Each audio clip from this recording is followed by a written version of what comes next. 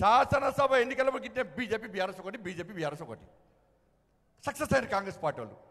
ప్రజలు నమ్మితే సక్సెస్ అయ్యారు. ప్రజలు నమ్మిరు కూడా వాస్తవానికి. అది తప్పని ప్రజలు గుర్తించలేకపోయారు. మళ్ళా పార్లమెంట్ ఎన్నికలగానే మళ్ళీ బీజేపీ బీఆర్ఎస్ కూడా అంటున్నారు. కాంగ్రెస్ పార్టీ ప్రచార వస్త్రాలు లేవు. 6 గ్యారెంటీలు ప్రజలు నంబరని తెలిసి ఇది స్టార్ట్ చేశారు.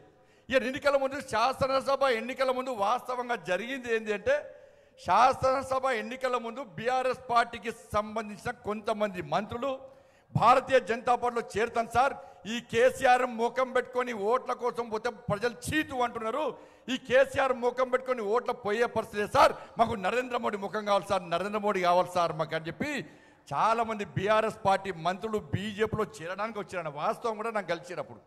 అప్పుడు రాష్ట్ర అధ్యక్షుడు నేనే, నన్నే వచ్చి కలిసిర్రు. ఈ విషయం తెలుసుకున్న కేసీఆర్ ఏం చేసిందంటే, కేసీఆర్ నటించడన్న నటనలో జీవిస్తాడు, కుంపలు ముంచాడు తెలివి అంతా కూడా. అది గట్నే ఊరించుకుంటా మాటలు చెప్పి మన బతుకుని బర్బాద్ చేసి నాశనం చేసిండు. ఇలా ఏం చేసిండు ఆ మంత్రులను నమ్మించడానికి. ఇలా ఏ నాయకుడైనా తన మీద విశ్వాసం ఉండే విధంగా ధైర్యం చెప్పలేదు నాయకులకు. కేసీఆర్ మీద పార్టీ నాయకులకు విశ్వాసం లేదు. ఇలా మంత్రులను పిలిచి ఏం చేసిండు, నాకు ఢిల్లీ నుంచి ఫోన్ వచ్చింది, నాకు కేంద్ర మంత్రి పదవి ఇస్తాడట, మరి పోదామా అన్నాడట. ఈ మంత్రులు తిన్నవా బస్ పండి అంటే తిన్నా, పన్నవారా బస్ పండి పన్న అంటారు. వీళ్ళు పోయి కేసీఆర్ చెప్పగానే, అరే మన కేసీఆర్ సార్ ఢిల్లీలో మంత్రి అవుతుండట, ఇక మనం బీజేపీ ఎందుకు చేరాలే అని చెరువులు బంద్ చేశారు. బంద్ చేసాక ఏం చేసిండు, మళ్ళా అది క్లోజ్.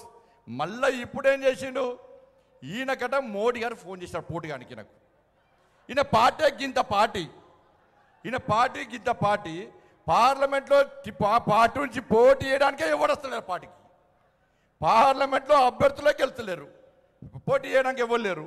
పోటీ చేస్తే తెలంగాణ రాష్ట్రంలో బీఆర్ఎస్ పార్టీ 3వ ప్లేస్, వేరే పార్టీలు లేవట్లే కూడా 4వ ప్లేస్ వస్తుంది. ఈ విచారం ఏమంటాడు, ఈసారి మళ్ళీ మోడీ గారు ఫోన్ చేసినట. నేను మోడీ గారికి నీళ్ళకేం పని లేదే, మోడీ గారికి ఫోన్ చేసిరట, మళ్ళీ ఎన్డీఏలో చేరదామా అని చెప్పి. ఇప్పుడు మల్లన్న ఉన్నాడు, మల్లన్న మంత్రి ఉన్నాడు కదా మల్లన్న, ఆ మల్లన్న కొన్ని చెప్తే ఏం చేస్తాడు, తెల్లారి మీడియాలో చెప్తాడు, అవునా కాదా.